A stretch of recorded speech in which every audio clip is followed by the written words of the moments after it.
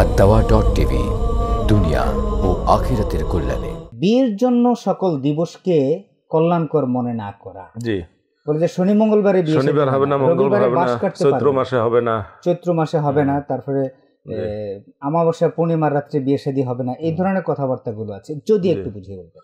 হ্যাঁ, এইটা একটা আমাদের জীবন ঘনিষ্ঠ প্রশ্ন, যেটা বিবাহের ক্ষেত্রে আমাদের সমাজে এবং আরব দেশেও এটা আছে, ছিল, এখন আছে কিনা তা আমি জানি না, যে দিনক্ষণগুলোকে তারা হিসাব করে।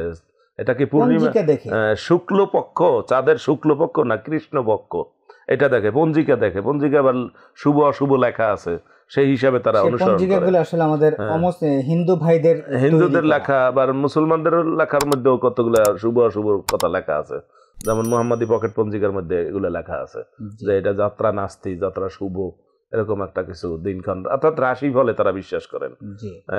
এই যে বিবাহের ক্ষেত্রে এগুলো বিশ্বাস করা, এগুলো ইসলামের কোনো বিধান না, বা ইসলামের কোনো বিবাহ ছাড়া অন্য কিছুতে এই ধরনের কোনো শুভ অশুভ, যেমন সফরে রওনা করবে, শনিবার রওনা করবে না, হ্যাঁ, অথবা মঙ্গলবার রওনা করবে না, ওই যে আপনি বলছেন যে বাঁশ কাটবে না রবিবার, বাঁশের জন্মদিন ওই দিন, এ সমস্ত ফালতু বিষয়, এগুলা শরীয়তের কোনো বিষয় না, নিষেধ নাই।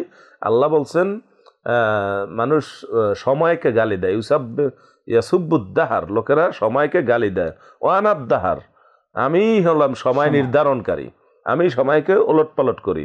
যেমন কোরআন মাজিদে আছে, ইন্না ইদ্দাতা শুহুরি ইনদাল্লাহি ইসনা শাহরান মিনহা আরবাতুন হুরুম, যে এভাবে আল্লাহ তাআলা বলছেন যে সময়গুলো আমি নির্ধারণ করেছি, আর লোকেরা যে সময়কে ভালো বলে মন্দ বলে, বা সময়কে গালি দেয়, দিনক্ষণকে খারাপ বলে মন্দ বলে, এগুলোর কোনো মানে দলিল প্রমাণ শরীয়তে নাই, এরকম কিছু মনে করার কোনো কারণ নাই। আম্মা জান আয়েশা রাদিয়াল্লাহু তাআলা আনহা বলেছেন যে আমাদের আরব দেশে রজব মাসে বিবাহটাকে খারাপ মনে করা হতো। তিনি বলেছেন যে আমার বিবাহ হয়েছে রজব মাসে, আমি রাসূলুল্লাহ সাল্লাল্লাহু আলাইহি ওয়াসাল্লাম ঘর করতে শুরু করছি তাও রজব মাসে, আমার চাইতে ভাগ্যবতী মহিলা কে আছে? তিনি গৌরবের সাথে তিনি এটা কথা বলতেন।